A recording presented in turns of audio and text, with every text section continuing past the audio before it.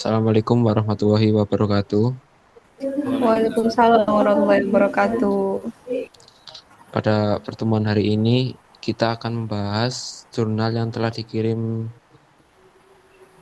oleh Pak Rizal selaku dosen PAI kita. Jadi sebelum itu kita perkenalan dulu.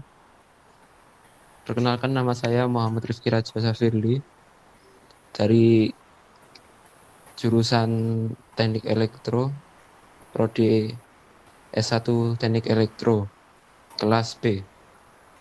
Selanjutnya Hanif, silakan perkenalan.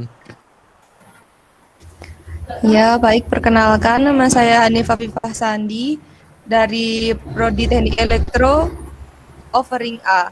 Bisa dilanjutkan? Nama saya Muhammad Dwiryanto dari Prodi S1 Teknik Elektro Offering B. Nama saya Muhammad Atar Mumtazah dari Prodi S1 Teknik Elektro Offering B. Ya, jadi pada hari ini kita akan membahas rangkuman tentang jurnal tersebut yang untuk kelompok 5 sampai 8. Jadi siapa yang bisa duluan? Ya, langsung saya sharing saja ya. Iya, jadi kita di sini membahas tentang jurnal yang isinya doktrin Islam dan doktrin pra-Islam. Apresiasi terhadap ritus dan dasar-dasar keyakinan. Islam agama termuda di dunia yang diterima oleh Nabi Muhammad SAW yang memiliki unsur-unsur serupa dengan agama pada umumnya. Unsur-unsur itu antara lain yang pertama, kepercayaan terhadap Yang Maha Tinggi dengan segala sifat sempurnanya. Yang kedua, ritus-ritus sebagai bentuk pengabdian, permohonan, dan pendekatan diri. Yang ketiga, ajaran supranatural dan eskatologis. Persoalan yang akan dibahas adalah unsur apa saja yang masuk dalam doktrin yang termanifestasi dalam tradisi Islam. Pertanyaan yang kedua, sejauh mana unsur luar masuk menjadi bagian integral dalam doktrin Islam? Untuk menilai persoalan tersebut perlu melihat tradisi hidup di tengah masyarakat Arab dan pendekatan fenomena keagamaan pra-Islam adalah sesat. Disebut era jahiliyah, disebut dalam Al-Quran sebagai kelompok penentang Islam. Walaupun istilah ini berarti bodoh, bukan berarti tidak memiliki pengetahuan. Arab telah mengenal ilmu pengetahuan sejak sebelum Islam yang terdiri dari 4 kelompok besar, diantaranya yang pertama ilm al-ansab wa al-anwa wa al-tawarikh, yang kedua ilmu al-ru'ya, yang ketiga ilmu al-anwa. Kemudian bahkan dalam bidang syir'i ini, masa itu tergolong maju walaupun berbentuk lisan. Islam tidak lahir di era kevakuman agama, tradisi atau budaya. Secara normatif telah diungkapkan dalam Al-Quran melalui dialog kehidupan. Artinya kehadiran Islam memiliki sejarah kondisi sosial, kultural dengan kepercayaan dan praktek-prakteknya. Bisa dilanjutkan, Mas Rito. Baik, akan saya lanjutkan. Islam secara teologis merupakan kelanjutan dari monoteisme Ibrahim yang kemudian menjelma menjadi paganisme Arab serta Yudeo-Kristen yang dalam perkembangannya juga mengalami beberapa perubahan. Karena hal itu dalam hal-hal tertentu memang terlihat keserupaan terutama tentang dasar monoteismenya. Dari sini kita akan melihat unsur-unsur luar yang masuk pada Islam dan sejauh mana ia menjadi bagian integral darinya. Unsur-unsur yang kita lihat berasal dari agama atau tradisi yang telah ada ketika Islam lahir, yaitu Kristen, Yahudi, dan Arab pra-Islam. Keseluruhan unsur tersebut dibagi menjadi 3 kelompok, yaitu yang pertama akidah, keyakinan, yang kedua ibadah, ritus, dan yang ketiga kuluk, yaitu moral dan perilaku dalam kehidupan sosial. Pertama, unsur keyakinan. Islam adalah agama yang mengajarkan monoteisme sejati atau tauhid. Ajaran ini merupakan yang paling mendasar dan paling penting. Umat harus meyakini bahwa Tuhan itu hanya Allah. Ia tunggal dan tidak memiliki sekutu. Ajaran tentang monoteisme hakikatnya juga merupakan dasar ajaran Yahudi dan Kristen serta Arab. Baik, bisa dilanjutkan. Kedua, ada ritus-ritus. Di antara ritus-ritus yang telah ada sejak sebelum Islam adalah ibadah haji. Selain itu, ucapan talbiyah juga biasa dilantunkan. Dalam agama Islam ada beberapa event yang dilaksanakan pada zaman Nabi Ibrahim alaihissalam dan Nabi Ismail alaihissalam, tapi dengan sedikit modifikasi seperti umroh yang pada awalnya adalah festival musim semi saat bulan Rajab menjadi tidak ada batasan kapan dilaksanakannya. Demikian juga beberapa bentuk ritus seperti puasa dan sholat. Ketiga, moral dan pranata sosial hukum. Yang signifikan dalam hal ini, para ahli usul fikih atau fikih menjadikan aturan hukum dan moral berlaku pada agama sebelumnya sebagai salah satu sumber hukum yang dikenal dengan syarman qoblana atau ajaran sebelum kita, dengan syarat tidak ada pernyataan normatif yang menghapusnya. Perbedaan pendapat muncul ketika Al-Quran atau hadis hanya bercerita tentang hukum tertentu pada agama sebelumnya tanpa penjelasan bahwa ia juga berlaku pada umat Islam. Selanjutnya bisa dilanjutkan oleh Muhammad Rifki. Ya, apresiasi yang terlihat pada unsur-unsur tersebut di atas menunjukkan sikap amodiktif kreatifnya sehingga nuansa dirinya sendiri tetap dominan. Justru inilah yang ditegaskan oleh S.H. Nart dikutip Saharuddin Umar sebagai keistimewaan Islam berupa sistensis, integrasi yang menyebabkan penyerahan terhadap ajaran sebelumnya. Dalam hal ini, visi Islam adalah mengantarkan hakikat kesejahteraan hidup bagi semua makhluk. Visi tersebut diterjemahkan dalam misi kehadiran manusia sebagai hamba dan wakil Allah di muka bumi. Untuk bisa mewujudkan misi itu, manusia diberi fasilitas akal dan tuntutan berupa agama, dalam kurung Islam. Kerangka di atas merupakan bentuk cetak biru Islam dan segala unsur eksternal yang bisa saja masuk dengan syarat sesuai dengan cetak biru tersebut. Cetak biru ini hakikatnya sama dengan agama sama sebelumnya, yang juga monoteis, sehingga misi dasar yang diembannya juga sejalan. Proses masuknya unsur-unsur luar yang tercermin dalam Al-Quran dan hadis bukan berdasarkan hasil belajar Nabi Muhammad terhadap masyarakat terpelajar Arab kala itu. Al-Quran menyatakan bahwa segala perilaku dan sabda Nabi Muhammad SAW yang terkait dengan doktrin agama tidak lepas dari kendali Allah. Adanya unsur agama sebelumnya memang tidak bisa dipungkiri, tapi proses masuknya unsur tersebut bisa dikatakan sebagai hasil belajar Nabi Muhammad SAW. Sudah. Jadi gimana? Kalau menurut saya, hasil dari rangkuman tadi, dari awal, kalau aku ngambil dari kesimpulan yang aku rangkum di pertama tadi, yang dibahas di sini kan doktrin kan ya, doktrin Islam dan doktrin pra-Islam. Sebenarnya apa sih artinya doktrin itu loh? Dari teman-teman sendiri gimana ngartikan doktrin? Oke, dari aku dulu ya mungkin ya. Iya, Kalau iya. menurutku itu doktrin itu adalah kayak suatu hal yang dibiasakan mulai dari kecil gitu loh. Kayak misalnya kita kan orang Jawa kan ya, itu kayak awakmu itu kudu sopan, kudu lek ono wong kudu amit. Kalau menurut saya sih doktrin itu kayak gitu. Iya. Kalau dari Mas Atar gimana? Doktrin itu seperti apa? Kalau menurut saya sendiri, doktrin itu sebuah kata-kata atau perbuatan yang bisa bikin orang berubah mengikuti orang yang melakukan atau mengatakan hal tersebut gitu. Kayak misalnya gimana ya contohnya, ya pokoknya gitu lah. Iya. Kalau menurut aku doktrin tuh kayak ilmu atau aliran, entah ilmu atau entah itu dari ilmu pengetahuan maupun agama. Kalau aku sih gitu. Dan lebih kayak jadi pendirian nanti buat fondasi ke depannya, bener kata anu tadi.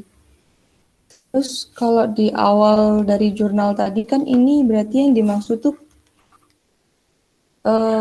bahwa agama Islam itu sebenarnya ada sejarah di balik berdirinya agama Islam, nggak serta-merta turun gitu kan tadi maksudnya ya.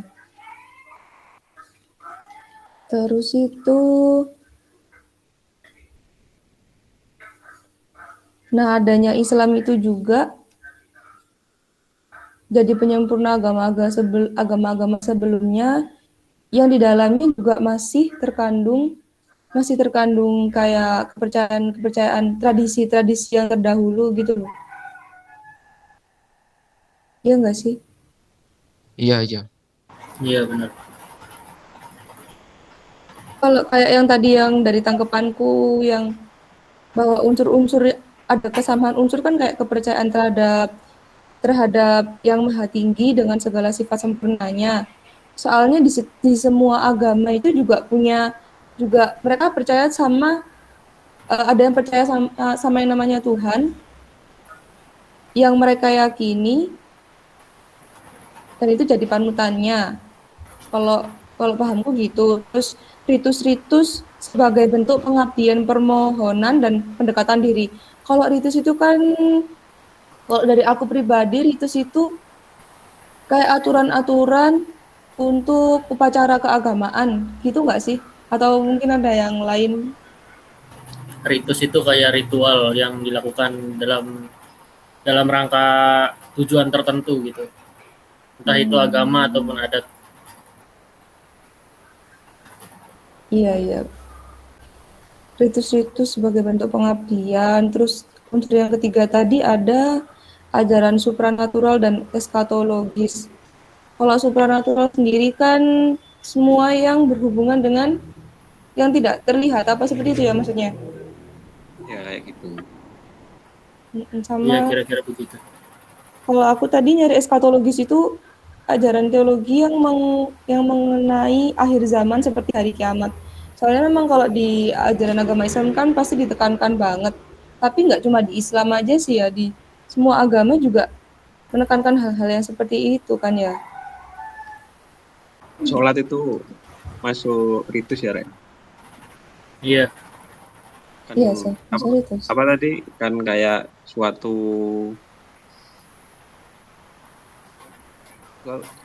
apa tadi ritus Kenapa? Oh, ritus tuh kayak ritual untuk apa namanya dengan tujuan tertentu. Kalau sholat kan kayak ritual tapi untuk membuktikan kalau kita taat sama Allah gitu. Terus tadi juga dibahas selanjutnya itu tadi dari serangkuman itu tentang masa zaman jahiliyah. Jadi pada zaman jahiliyah pun udah ada kayak kelompok-kelompok besar buat nyebarin ilmu pengetahuan gitu loh. Nah, terus itu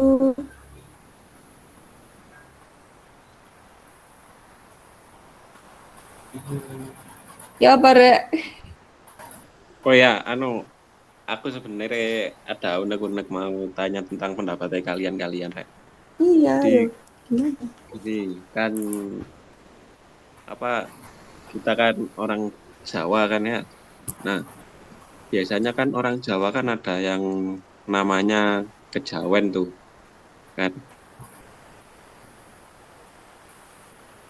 Ya, kan ada kayak gitu. Terus kan ada aliran-aliran itu. Terus kan dia itu pasti berbaur dengan orang Islam. Tapi dia itu juga sholat, tapi juga melakukan ajaran kejawennya itu tadi. Saya kurang tahu itu kegiatan kejawennya itu kayak gimana. Yang pasti kadang itu ada orang kumpul-kumpul kayak gitu. Terus kalau ada acara hari besar juga ikut, tapi dia juga nggak pernah sholat Jumat gitu loh. Tapi ngakunya orang Islam. Menurut kalian itu gimana? Mohon maaf kalau mungkin berbelit-belit ya, soalnya aku juga bingung mau menjelaskannya gimana. Santai sih. Kalau dari aku pribadi itu tadi kan ada di pertanyaan yang waktu kita pretest kan.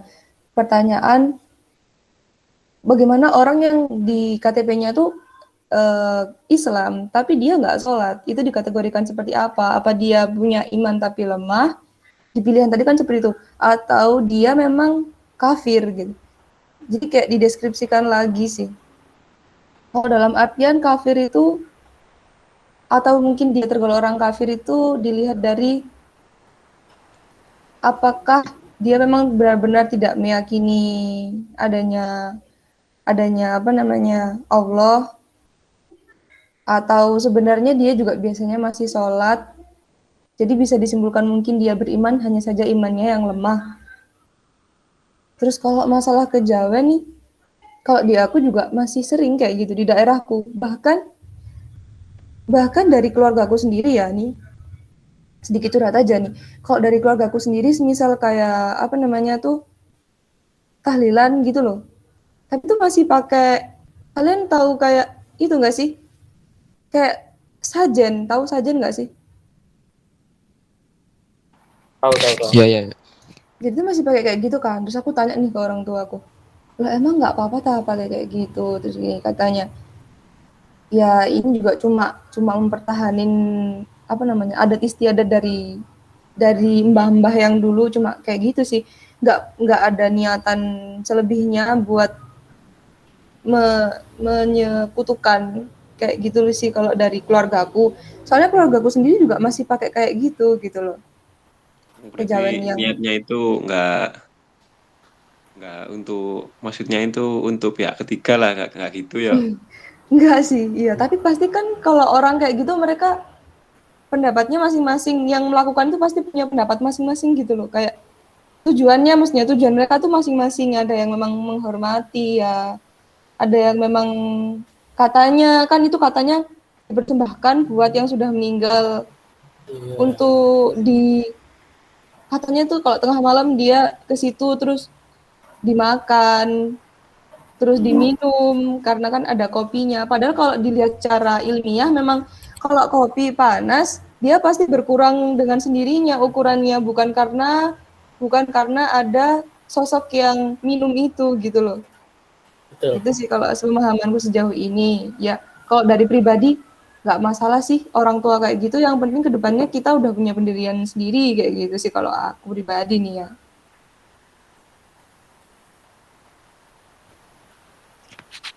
Mungkin ada pendapat lagi dari Rifki atau Atar. Kalau aku sih itu ya, kalau kejawen kan kakekku ada yang kejawen. Dia tuh nggak sholat, tapi karena nggak sholat itu kan berarti dia nggak melaksanakan salah satu pilar dari agama Islam kan. Berarti secara nggak langsung dia nggak taat. Maksudnya nggak, kalau pilarnya aja nggak ada, gimana bangunannya mau ada gitu kan. Logikanya kan gitu. Berarti kalau menurutku sih kayaknya ya itu termasuknya udah keluar dari Islam, soalnya sholat sholat apa namanya sholat Jumat aja yang seminggu sekali 3 kali nggak ikut berturut-turut udah termasuk kafir, apalagi yang sholat wajib setiap hari 5 kali. Itu sih menurutku. Iya bener. Rifki ada tambahan? Iya sama. Kayaknya sih itu nggak masuk Islam. Nggak termasuk dalam Islam kan, belum untuk melaksanakan ibadah-ibadah yang lain seperti entah puasa, entah sholat Jumat tadi, belum sholat wajibnya dipertanyakan juga, sama mungkin syahadat itu kan paling awal, syahadat untuk masuk Islam itu sih. Teman-teman ada unek-unek monggo silakan.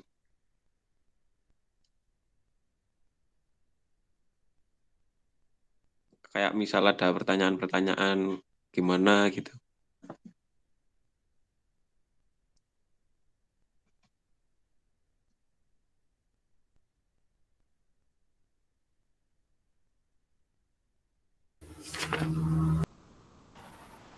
Kalau dari aku sendiri sih udah nggak ada sih kayaknya ya.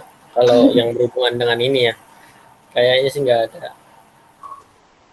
Sama sih. Indonesia. Mau tanya pendapat kalian, kan Islam itu kan hampir semuanya kan dari terdahulu kan ya. Kayak misalnya apa itu Nabi Ibrahim itu kurban, terus ada apa lagi ya? Banyak lah istilahnya. Kan terus ada yang justru yang dari terdahulu pas zamannya Nabi Muhammad itu nggak ada. Kira-kira pendapat kalian apa ya? Gimana? Gimana tadi gimana? Dari Aku juga nggak terlalu paham ya. Gimana? Rodok bulat ya sih. Nggak apa-apa, santai. So, coba Oh, lah, nggak apa-apa. Santai. gini loh, maksudnya izinan loh menjelaskan. Yo, yo. Jadi maksudnya Rifki mungkin kurang lebih kayak gini.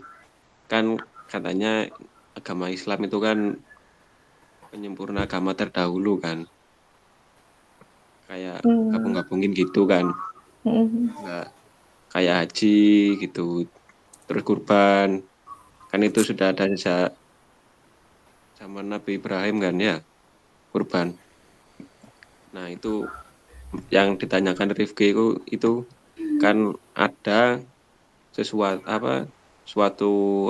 hal yang tidak dilakukan ketika Nabi Muhammad datang dengan Islam kan kayak gitu. Lah itu menurut kalian itu gimana gitu? Gimana Rek? Jelas tak Rek? Apa tambah? Iya, jelas. Ya, benar. Kalau menurutku sih mungkin itu dihapus karena kurang sempurna mungkin. Soalnya kan misal ya dari zamannya Nabi Ibrahim itu ke zamannya Nabi Muhammad itu kan lama banget itu kan Rek. Berapa abad kan itu kan pasti ada oknum yang memodifikasi kan. Ada yang nambahi, ada yang ngurangi kayak gitu. Mungkin karena ada kejadian kayak gitu jadi dihilangkan. Itu kalau menurut saya sih. Kalau untuk yang lainnya gimana? Ya udah sama kayak Mas Yanto aku. Gak ngerti aku. Sebenarnya apa kayak? Ada bingung ini. Sama bingung nih pertanyaannya sama jawabannya nggak terlalu ini. Nggak nangkep banget. Aku tuh paham ya, Rek. Apa-apa. Tapi bingung. Ya aku paham tapi bingung. Maksud pertanyaannya tuh itu nggak sih? Kan dulu zaman Nabi Muhammad nggak dilakuin, tapi zaman sekarang ada yang ngelakuin gitu. Loh, Bukan. Oh, bukan. Itu. Terus gimana? Ayo. Zaman dulu dilakuin tapi sekarang enggak gitu. Kan dari zamannya Nabi Ibrahim sebelum zamannya Nabi Muhammad kan pasti ada banyak kayak aturan-aturan atau ajaran dari Nabi Ibrahim sampai mungkin Nabi Isa. Kan ada banyak pasti. Iya. Pas zamannya Nabi Muhammad itu kayak ada yang masih dipertahanin, ada yang enggak. Kira-kira gimana pendapat kalian? Oh, gitu. Ya. Gimana Bosku? Bingung. Minta suruh tanya lagi tapi nggak dijawab kan. Kacau nih orang ini emang. Kayak dulu itu nggak salah itu ada aturan kalau misalnya kena najis itu bajunya nggak dicuci, langsung dibuang. Sedangkan pas zamannya Nabi Muhammad itu ada bisa dicuci. Semacam gitulah. Oh, iya. Oh iya, kalau contohnya itu sih karena udah disempurnakan kan ya. Kalau di kitab-kitab sebelumnya atau nabi-nabi yang sebelum Nabi Muhammad kan diberitahunya tuh belum selengkap yang Nabi Muhammad diberitahu sama malaikat Jibril gitu kayaknya ya. Itu Iya sama, aku juga kayak gitu. Aku malah ada pertanyaan baru. Iya. Kalian ngerti nggak sih? Itu loh. Kan ini yang dimaksudkan kepercayaan ya. Iya. Ajaran yang baru, satanik. Tahu nggak sih? Yang nyembah setan itu loh, guys. Iya, tahu. Satanik. Gimana? Apa? Satanik. Itu kan baru ya kan ya. Nah, itu baru nggak sih satanik itu atau emang udah dari lama sih sebenarnya? Kayaknya mah udah lama itu ya. Cuma Kalau baru rame sekarang. Baru rame Karena sekarang. ada sosial media sih. Iya. Dari zaman dulu mah ajaran sesat banyak macam-macam ajaran sesat. Iya emang. Terus sekarang makin membumi karena Iya. penyebaran luasnya tuh langsung lewat sosmed gitu loh. Jadi mereka tuh kayak akhirnya gampang percaya dengan sesuatu yang hal tidak Iya. pasti seperti itu. Orang mikirnya nih kayaknya benar nih, pindah agama ke sini lah gitu. Kalau Emang- menurutku sih selain banget. karena penyebarannya itu karena sosmed, terus kemudian yang kedua kalau menurutku itu karena kebebasan HAM mungkin ya. Soalnya kadang kan HAM itu kan artinya luas toh. Jadi kadang kayak wow iki atau apa kayak oh ini hakku kan gitu. Kan terserah aku ikut agama apa aja kan gitu. Karena ada HAM ya yang membela, jadi dia merasa bebas. Nah, karena Iya. luasnya arti dari HAM itu tadi. Soalnya juga kan kalau masalah agama memang ya tergantung diri sendiri masing-masing dan nggak orang keluarga aja kadang ya maksudnya gimana ya, dari keluarga sendiri misal kayak kalau punya saudara tiba-tiba pindah agama kan juga terserah orangnya gitu loh. Keluarga sendiri pun kayak nggak punya hak untuk melarang, maksudnya kayak gitu sih kayaknya. Nggak bisa menghakimi terus maksa buat balik ke agama lamanya gitu kan. Iya betul. Tapi sebenarnya kalau masalah pindah tuh kan mereka juga harus punya tujuan yang jelas gitu, nggak asal kayak oh rek ono iki ajaran iki rek anune koyo ajarannya penak kayaknya enak nih nyembahnya, aturannya juga enak longgar kayak gitu. Nggak capek banget, gitu ngikutin anjir. aturannya ya. Enak banget kalau kayak gitu kan. Ya kayak gitu lah ya.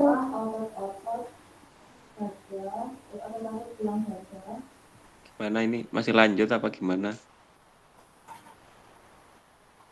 Bebas.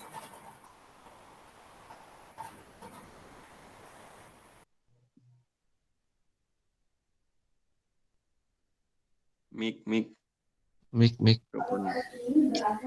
Ya bahas apa lagi ini enaknya. Soalnya adik sepupuku juga lagi kuliah guys, jadi ini bentrok gitu loh suaranya. Tuh, denger kan? Baca kalau misal nggak ada. Oke. Ya berarti cukup diskusi untuk sore hari ini kan ya teman-teman? Ya. Monggo. Iya. Ditutup. Iya. Sebelum kita akhiri Google Meeting ini, marilah kita berdoa. Berdoa dimulai.